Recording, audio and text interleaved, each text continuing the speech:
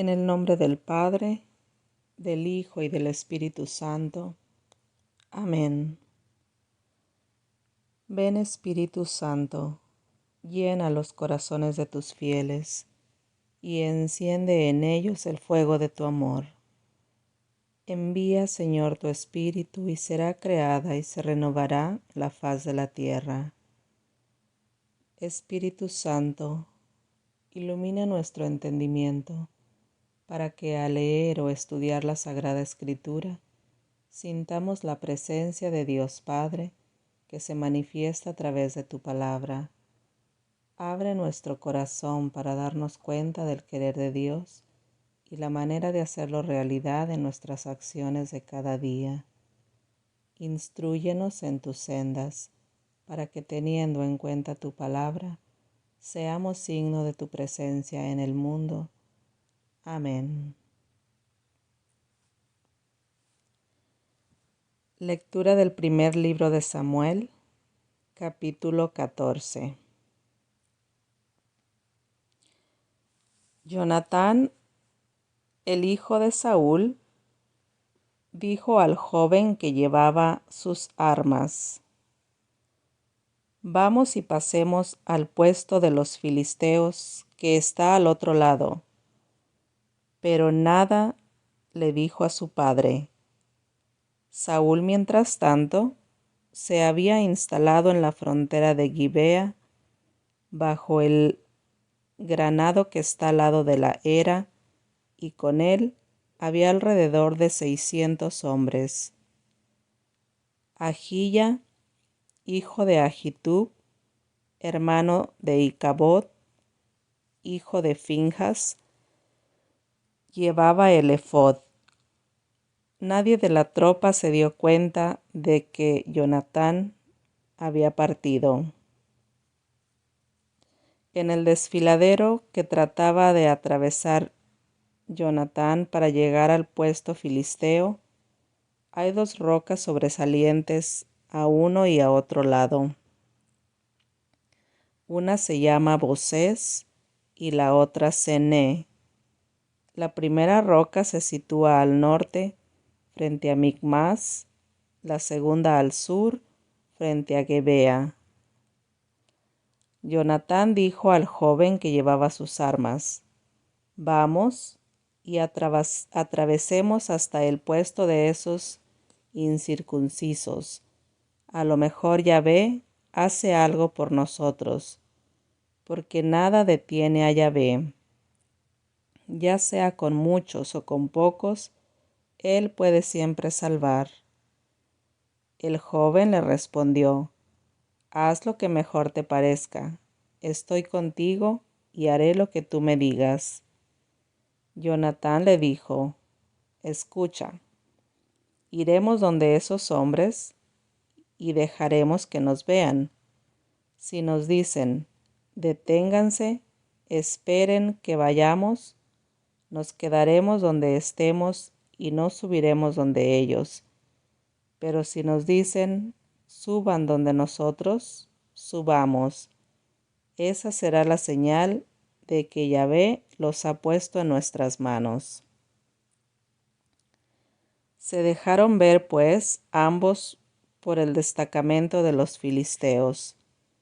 Estos pensaron: Miren a los hebreos que salen de los hoyos donde se habían escondido. Los hombres del puesto se dirigieron a Jonatán y al joven que transportaba sus armas, diciéndoles: Suban hacia nosotros, tenemos algo que enseñarles. Jonatán dijo a su compañero: Sube detrás de mí, porque Yahvé los ha entregado a las manos de Israel. Jonatán subió escalando con manos y pies, y su compañero lo seguía. Los filisteos cayeron ante Jonatán, y su compañero los remataba detrás de él. Jonatán y su compañero hicieron allí una primera masacre. 20 hombres cayeron en un espacio que no medía más de un medio surco. Cundió el terror por el campamento, por el campo y por todo el pueblo. Se apoderó también el miedo del puesto y de toda la tropa de soldados. La tierra tembló. Era como un terror que venía de Dios. Los centinelas de Saúl, que estaban en Gibea de Benjamín, vieron que el campamento de los filisteos se dispersaba por todos los lados. Entonces Saúl dijo a los que estaban con él: pasen revista al pueblo y vean quién salió de entre nosotros. Pasaron revista al pueblo y solo faltaban Jonatán y el joven que llevaba sus armas. Saúl dijo a Ahía: trae el ephod, pues él era quien llevaba el ephod ante todo Israel. Pero mientras Saúl conversaba con el sacerdote, fue creciendo la confusión en el campamento de los filisteos. Por último, Saúl le dijo al sacerdote: saca tu mano. Luego Saúl y toda su tropa se reunieron y llegaron al sitio del combate. Allí se había producido un pánico enorme. Se atacaban con sus espadas unos a otros. Los hebreos que se habían enrolado con los filisteos y que habían subido con ellos al campamento, desertaron para juntarse con los israelitas que estaban con Saúl y Jonatán. Todos los israelitas que se habían escondido en la montaña de Efraín se lanzaron también en persecución de los filisteos que huían delante de ellos. Ese día Yahvé dio la victoria a Israel. La batalla se extendió más allá de Bet-Aven. En el momento en que los israelitas estaban cercados por todas partes, Saúl había declarado solamente delante de todo el pueblo: maldito sea el que coma algo antes del anochecer, antes de que haya vengado de mis enemigos. Y todo el pueblo se quedó en ayunas. Había miel en ese lugar.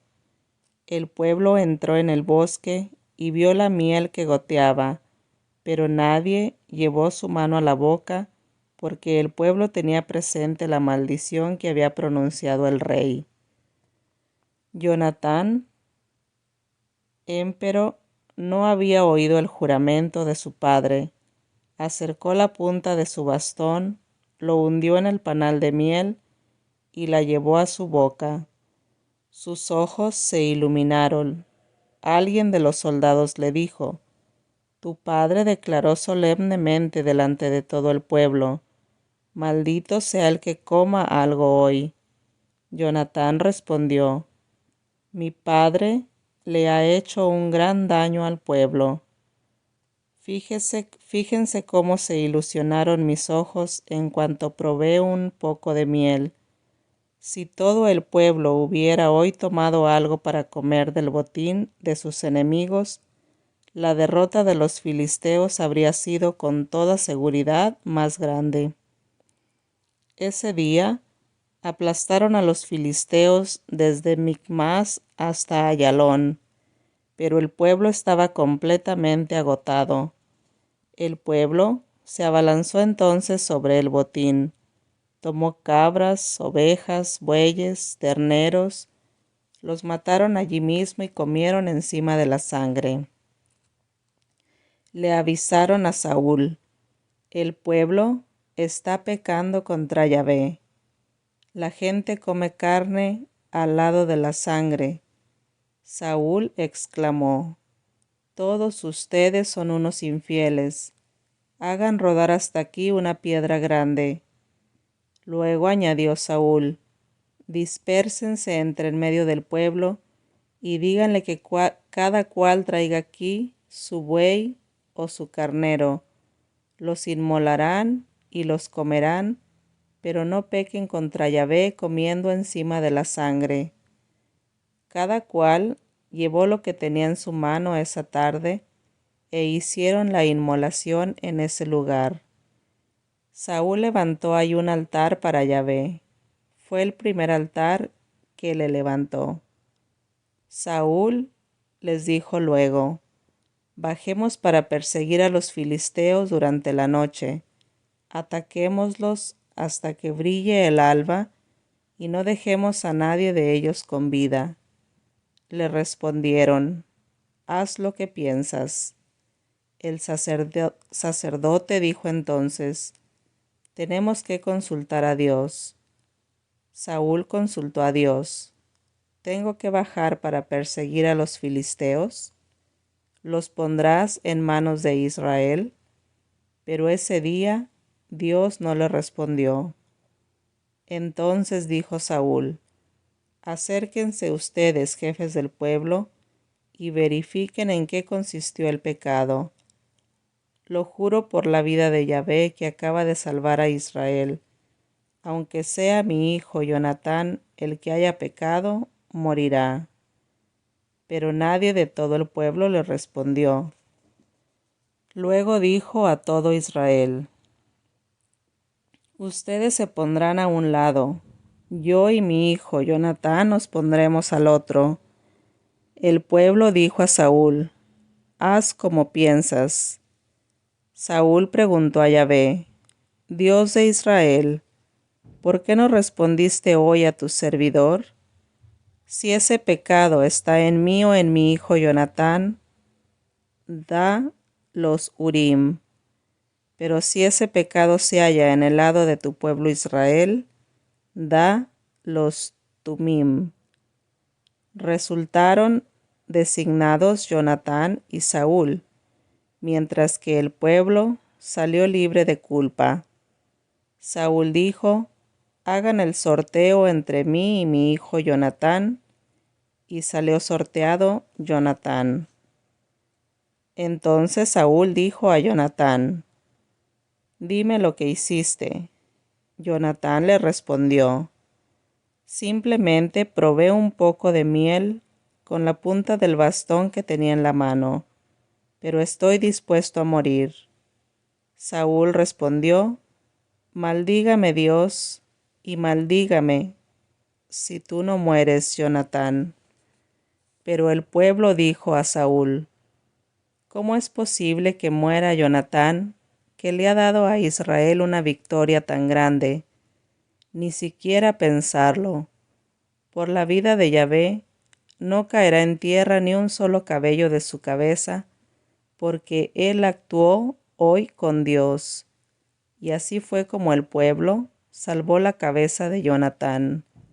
Saúl dejó de perseguir a los filisteos, subió de vuelta, mientras que los filisteos se volvían a sus casas. Saúl había afirmado su realeza en Israel, combatió con todos sus enemigos, Moab, los hijos de Amón, Edom, los reyes de Soba y los filisteos. Doquiera se volviera, resultaba vencedor. Aplastó a Amalec a lo largo de una gran expedición y libró a Israel de los ataques de los asaltantes. Los hijos de Saúl eran Jonatán, Isio y Malquisúa. Tuvo dos hijas. La mayor se llamaba Merob y la segunda Mical. La mujer de Saúl era Ahinoam, hija de Ahimaas. El jefe de su ejército era Abner, hijo de Ner, tío de Saúl. Quis, el padre de Saúl, y Ner, el padre de Abner, eran hijos de Abniel. Durante toda la vida de Saúl, hubo una guerra encarnizada contra los filisteos. Cada vez que Saúl veía a un hombre robusto y valiente, lo enrolaba en su servicio.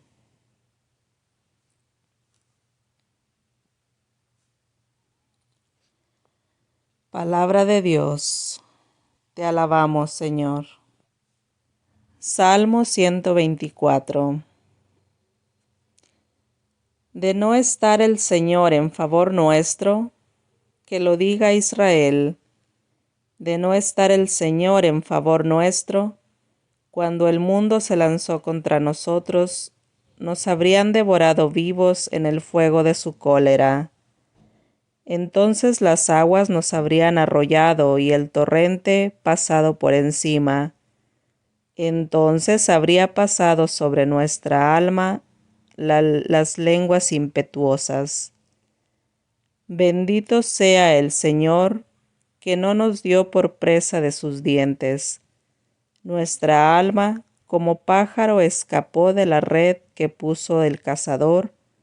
La malla se rompió y nosotros escapamos.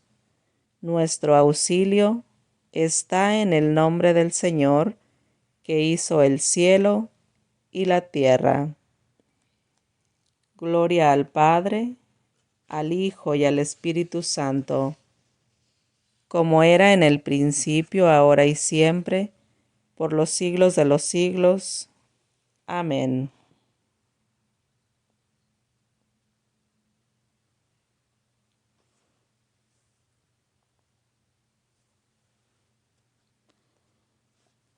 Lectura del libro de la sabiduría, capítulos 17 y 18.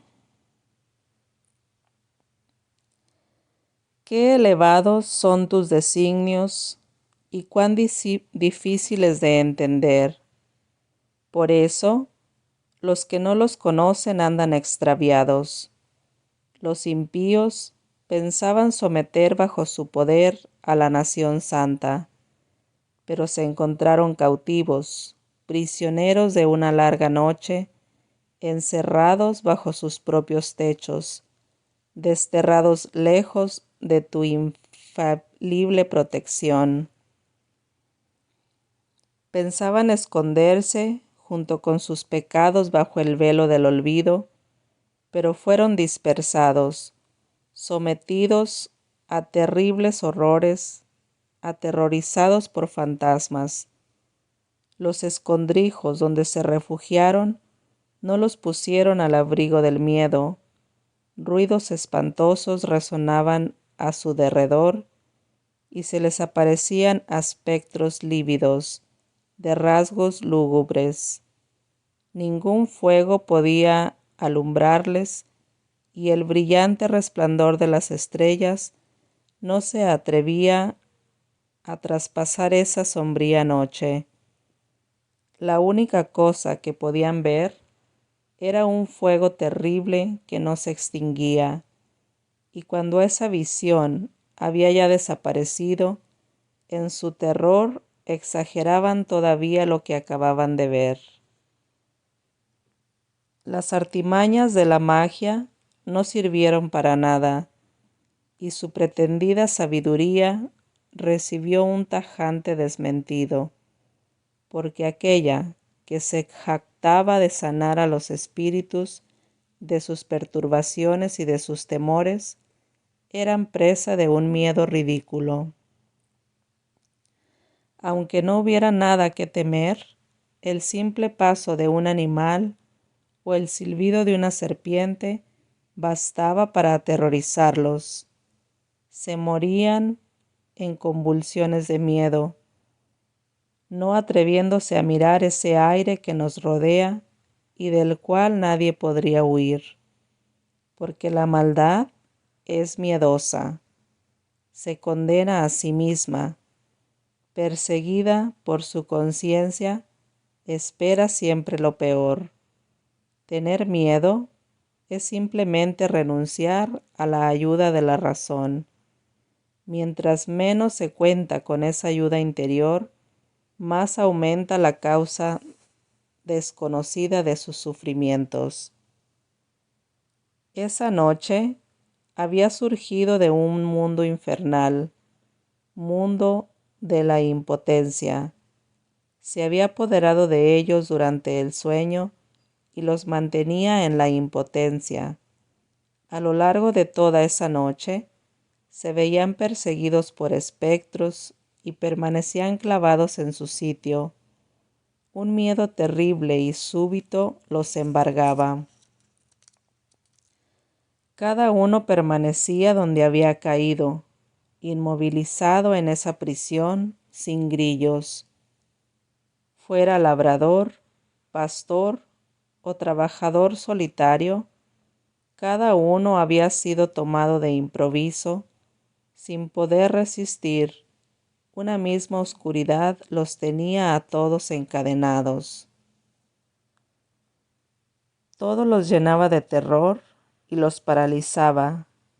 El murmullo de la brisa, el gorjeo de un pajarillo entre las ramas o el ruido regular de una cascada, o el estruendo de un desmoronamiento de piedras en una pendiente, o la carrera invisible de animales saltando, o aún el aullido de las fieras salvajes y el eco retumbante de las gargantas de las montañas.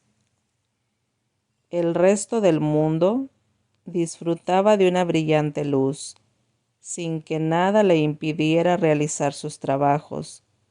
Sobre ellos, en cambio, pesaba una abrumadora noche, imagen de las tinieblas que les tocarían en suerte un día. ¿No eran en sí mismo más pesados que las tinieblas? Para tus santos, sin embargo, resplandecía la luz. Los egipcios no los veían, pero los oían y pensaban que habían tenido mucha suerte al librarse de ellas. Además, les agradecían que no se vengaran después de todo lo que habían sufrido y les pedían perdón. En vez de esa oscuridad, diste a tu pueblo una columna de fuego para que los guiara en su viaje a la aventura. Su gloriosa migración se iba pues a hacer bajo un sol que no los quemaría. Los egipcios merecieron esa privación de luz, esas tinieblas que los aprisionaban. ¿No habían ellos acaso retenido cautivos a tus hijos que debían llevar al mundo la luz inapagable de tu ley? Quisieron exterminar a los recién nacidos del pueblo santo.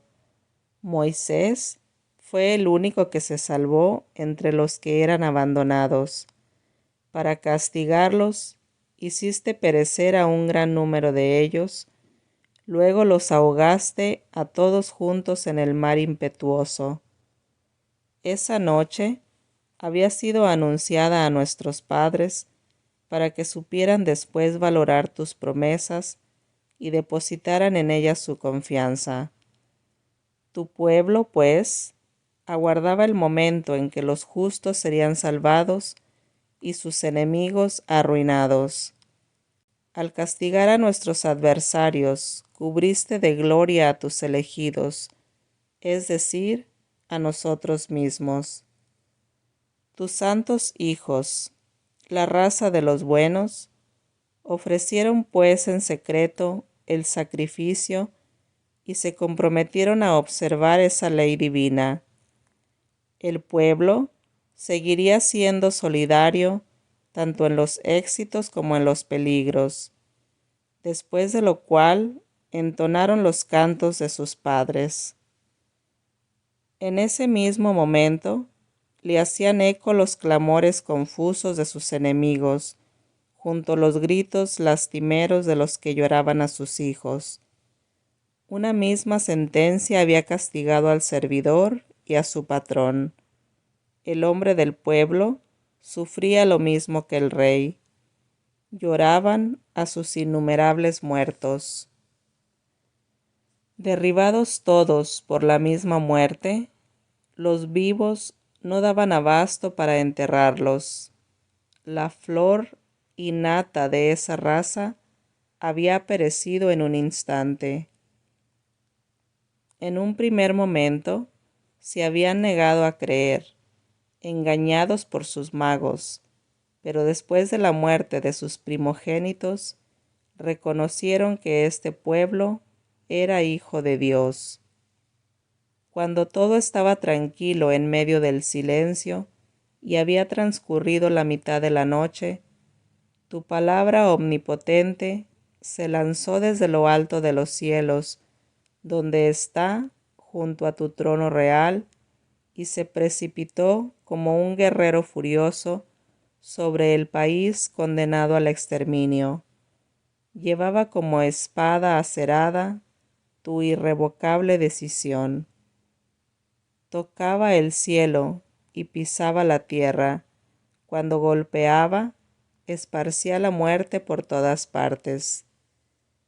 De repente se sintieron perturbados por apariciones y horribles pesadillas. Un terror indecible se apoderó de ellos. Cuando caían agonizando en cualquier parte, sabían decir por qué morían, porque habían sido informados por los sueños que los habían perturbado. No debían sucumbir sin saber por qué tenían que sufrir. Es cierto que los justos también experimentaron la muerte. El flagelo alcanzó a muchos de ellos en el desierto, pero la cólera de Dios no duró tanto. Un hombre intachable tomó inmediatamente su defensa con las armas de su ministerio, la oración y el incienso de los sacrificios expiatorios. Así enfrentó a tu cólera, Señor, y puso fin a su prueba. Vieron entonces que era tu servidor. Puso fin a tu resentimiento no con la fuerza física o la eficacia de las armas, sino con su palabra. Le recordó al exterminador las promesas y las alianzas pactadas antiguamente con nuestros padres. Cuando se interpuso, los muertos ya se apilaban. Puso fin a la cólera y le cerró el camino hacia los vivos. Todo el mundo estaba representado en su larga túnica. En las 4 hileras de piedras preciosas llevaba los nombres gloriosos de nuestros padres y en su cabeza la diadema de tu majestad. Al verlo, el exterminador retrocedió y tuvo miedo. Había bastado con este anticipo de tu cólera.